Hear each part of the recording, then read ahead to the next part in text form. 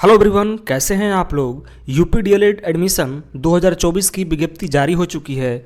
जिन छात्र छात्राओं को 2024 में यूपी डीएलएड में एडमिशन लेने हैं वो अपने फॉर्म को भर सकते हैं।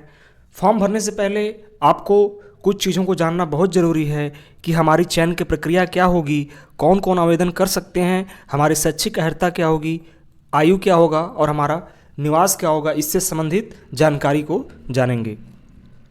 DElEd diploma in elementary education, ये आपकी क्या है, तो ये हमारे प्रदेश में प्राथमिक स्तर पर प्रशिक्षण क्या है, एक कार्यक्रम है। ये हमारा 2 वर्षीय प्रशिक्षण कोर्स होता है जिसे डिप्लोमा है कहते हैं हम लोग। इससे पहले हम इसे बेसिक टीचर सर्टिफिकेट बीटीसी के नाम से जानते थे। बाद में एनसीटी ने 2014 में इसका नाम बदल के क्या कर दिया, तो इसका नाम बदल के कर दिया डिप्लोमा इन एलिमेंट्री एजुकेशन। आते हैं सीटों पर चयन, कौन कौन सीटों पर चयन ले सकता है।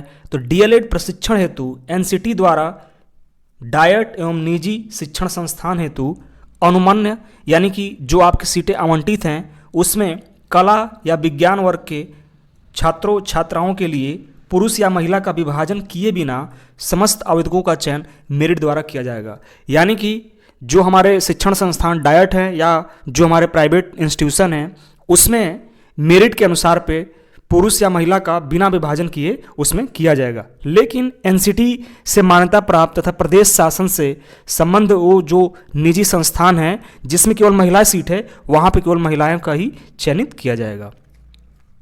इसमें आपकी शैक्षिक अर्हता क्या होगी, तो आपको माध्यमिक शिक्षा परिषद उत्तर प्रदेश प्रयागराज सीबीएसई आईसीएसई से मान्यता प्राप्त संस्थानों से हाई स्कूल की परीक्षा एवं इंटरमीडिएट व उसके समकक्ष घोषित परीक्षा एवं विधि द्वारा स्थापित एवं यूजीसी से मान्यता प्राप्त विश्वविद्यालय या महाविद्यालय से क्या करना होगा आपको, तो स्नातक की परीक्षा पास करनी होगी जिसमें आपका न्यूनतम 50% अंकों के साथ उत्तीर्ण होना अनिवार्य है। इसमें अनुसूचित जाति, अनुसूचित जनजाति, अन्य पिछड़ा वर्ग, विकलांग, स्वतंत्रता संग्राम सेनानी, आश्रित, भूतपूर्व सैनिक के लिए आपका क्या होगा, तो आपका न्यूनतम अंकों में 5% की छूट होगी, यानी कि इन्हें 45% जरूरत होगा। आयु क्या होगी आपकी, तो आपकी आयु जो है 1 जुलाई को 18 वर्ष से कम नहीं होनी चाहिए तथा 35 वर्ष से अधिक नहीं होनी चाहिए। आपको यहाँ पे दिया हुआ है कि 1 जुलाई 2024 को 18 से कम तथा 35 वर्ष से अधिक ना हो। लेकिन इसमें रिलैक्सेशन भी मिलेगा, जैसे कि अनुसूचित जातियों, अनुसूचित जनजातियों, पिछड़ा जातियों को अधिकतम आयु सीमा जो है 35 वर्ष से 5 वर्ष की समान छूट होगी। यानी कि 40 वर्ष तक के जो भी छात्र छात्राएं हैं वो इस फॉर्म को भर सकते हैं। दिव्यांग या विकलांग अभ्यर्थियों के लिए अधिकतम आयु सीमा में कितना, तो 15 वर्ष की सामान्य छूट मिलेगा। हमारे भूतपूर्व सैनिकों को भी आयु में छूट मिलेगी। इसमें यह कहा गया है कि सेना के किसी भी भूतपूर्व कर्मचारी द्वारा सेना में की गई सेवा की संपूर्ण अवधि उसकी वास्तविक आयु में से घटा दी जाती है और यदि इस प्रकार घटाई गई आयु निर्धारित अधिकतम आयु सीमा से 3 वर्ष से अधिक न हो तो यह समझा जाता है कि वह ऐसी सेवाएं तथा पदों पर भर्ती की आयु संबंधित शर्तों को पूरा करता है। यानी कि अगर कोई आर्मी ऑफिसर या आर्मी मैन 50 साल पूरा हुआ उनका, जिसमें कि उन्होंने जो है 28 साल जो है अपनी सेवा दिया सेना में, यानी कि उनका 22 साल जब उम्र था तो उन्होंने सेना को ज्वाइन किया और 28 साल उन्होंने दिया, तो इनके 28 साल को घटा दिया जाएगा। अब उनका 22 साल जो उनका एज हो रहा है उसको जो है हम लोग काउंट करेंगे और 3 साल आगे तक यानी कि 25 साल तक ऐसे होगा। यानी कि अगर मुझे घटा देने के बाद उनका 35 साल होता है तो 3 साल और उनको माना जाएगा, यानी कि 38 साल तक जो है उनको लिया जा सकता है। निवास, उत्तर प्रदेश से अस्थायी निवासी अभ्यर्थी को डीएलएड प्रवेश में प्राथमिकता प्रदान की जाएगी। आपका उत्तर प्रदेश का निवास होना चाहिए।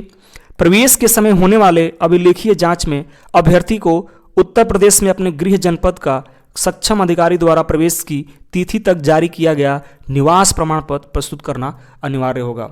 यानी कि जब आप अभिलेख जांच कराएंगे, जब आपका काउंसलिंग होगा तो वहाँ पे आपका निवास प्रमाण पत्र प्रस्तुत करना जरूरी है, अन्यथा की स्थिति में अभ्यर्थी का आवेदन पत्र निरस्त कर दिया जाएगा।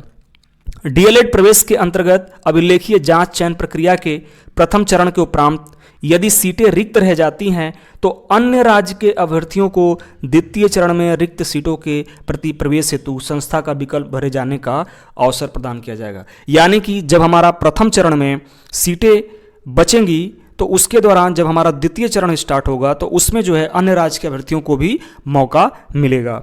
अभ्यर्थियों को प्रवेश की तिथि तक राज्य सरकार द्वारा अधिकृत अधिकारी द्वारा निर्धारित प्रारूप पर निर्गत निवास प्रमाण पत्र प्रस्तुत करना अनिवार्य है। यानी कि जो हमारे अदर राज्य के बच्चे होंगे उन्हें भी राज्य सरकार द्वारा जो अधिकृत अधिकारी हैं उनसे हमको निर्गत निवास प्रमाण पत्र प्रस्तुत करना होगा।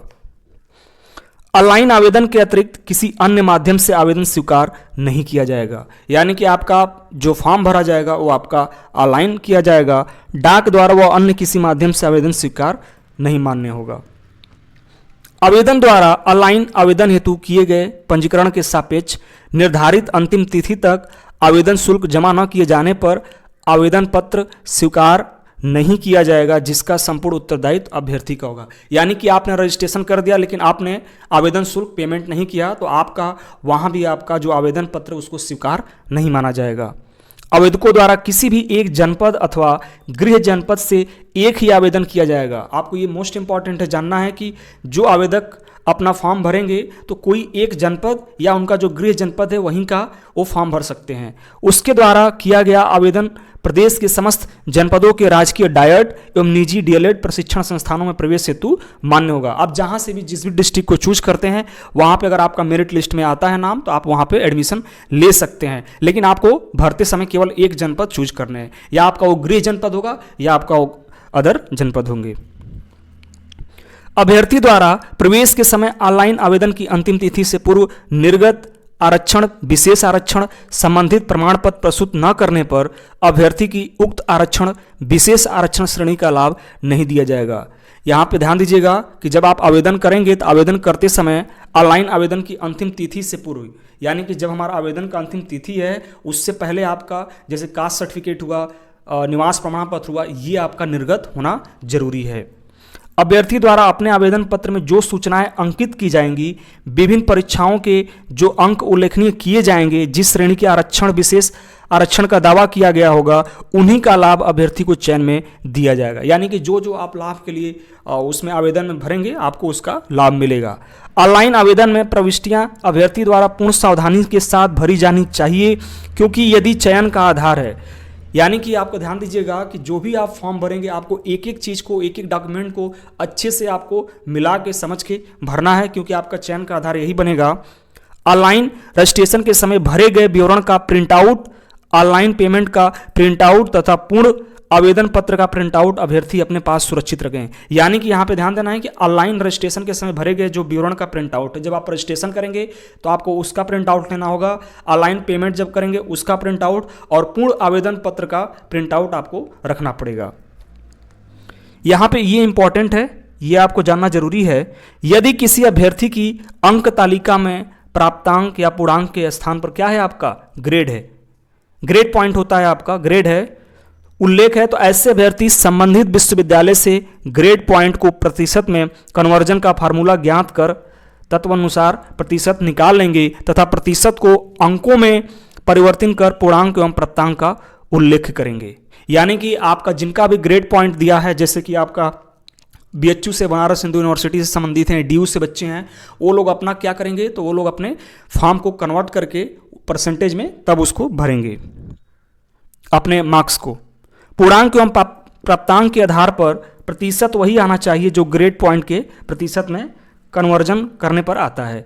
ऐसे अभ्यर्थी को कुल सचिव सक्षम प्राधिकारी द्वारा निर्गत ग्रेड पॉइंट के समतुल्य प्राप्तांक प्रतिशत तथा ग्रेड पॉइंट को प्रतिशत में परिवर्तन करने का सूत्र फार्मूला अभिलेखीय जांच के समय साथ लाना होगा। यानी कि आप जाएंगे तो आपको एक प्रमाण पत्र मिलेगा जिसमें कि आपके सक्षम प्राधिकारी या कुल सचिव का मुहर रहेगा, उसके साथ आपको लेके जाना पड़ेगा। बीएचयू में आपको आसानी से मिल जाएगा।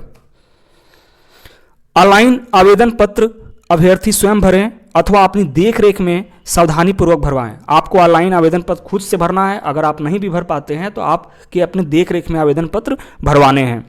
आवेदन पत्र किसी अन्य के जरिए जैसे साइबर कैफे ऑपरेटर आदि द्वारा भरे जाने की स्थिति में अभ्यर्थी समस्त सूचनाएं अपने प्रमाण पत्रों के अनुसार आवेदन पत्र में सावधानी पूर्वक जांचने के पश्चात ही सेव करें। यानी कि अगर आप किसी से भरवाते हैं फॉर्म तो उस टाइम जांचने, यानी कि फॉर्म सबमिट करने से पहले, उसे सेव करने से पहले उसे जरूर एक बार देख लें।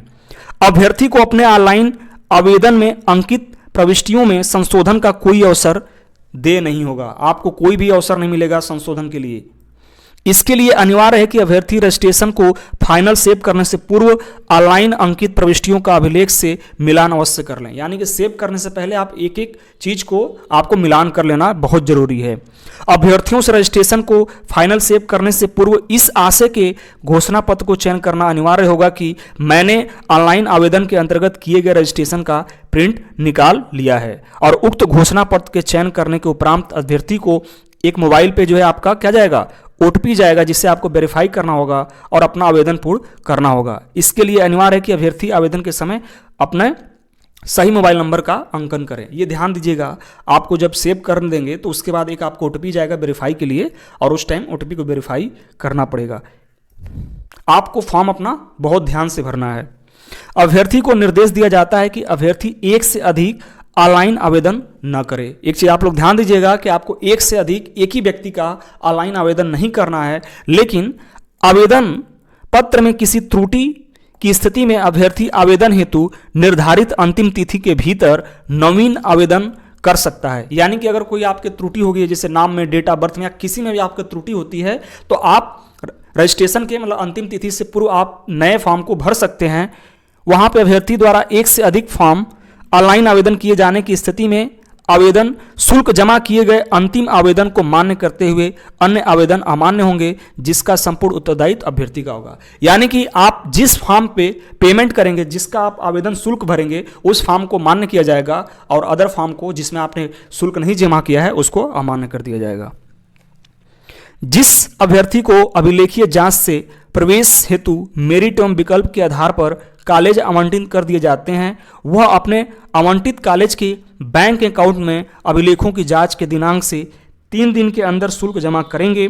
तत्पश्चात अभ्यर्थी अभिलेखीय जांच अथॉरिटी आवंटित संबंधित संस्थान के समक्ष शुल्क जमा करने का साक्ष्य प्रस्तुत करेंगे। यानी ध्यान दीजिए, जब आपका मेरिट लिस्ट में आपका नाम आ जाता है तो आपको जो कॉलेज आवंटित कर दिए गए हैं उनके कॉलेज के बैंक अकाउंट में आपको अभिलेखों की जांच के दिनांक से 3 दिन पहले, मतलब आपको जब आपका अभिलेख जितने भी आपके डॉक्यूमेंट हैं उसके जांच से पहले 3 दिन पहले आपको जितना उनका फी है उसको आपको भरना पड़ेगा। यदि किसी अभ्यर्थी को आवंटित कॉलेज की प्रवेश प्रक्रिया, अभिलेखीय जांच, प्रशिक्षण शुल्क जमा करने में किसी प्रकार की कोई कठिनाई होती है तो वह शीघ्र अभिलेखीय जांच अथॉरिटी या संबंधित जो आपके कॉलेज मिले हैं या संबंधित जो डायरेक्ट हैं उससे आप संपर्क कर सकते हैं। किसी भी आपको परेशानी होती है शुल्क जमा करने में तो आप जो भी आपको डायरेक्ट मिले हैं या जो आपको कॉलेज मिले हैं DLED, उसके संबंधित विभाग से जाके आप बात कर सकते हैं। धन्यवाद। अभी हम लोगों ने जो आपके DLED के जो बेसिक इन्फॉर्मेशन है उसको हम लोग ने देखा। नेक्स्ट वीडियो में हम लोग देखेंगे कि आपकी प्रवेश की प्रक्रिया कैसी होगी। आपको DLED का फॉर्म को बहुत ध्यान से करना है क्योंकि ये आपका स्टार्टिंग से ही आपको मोस्ट इंपॉर्टेंट करता है। Thank you.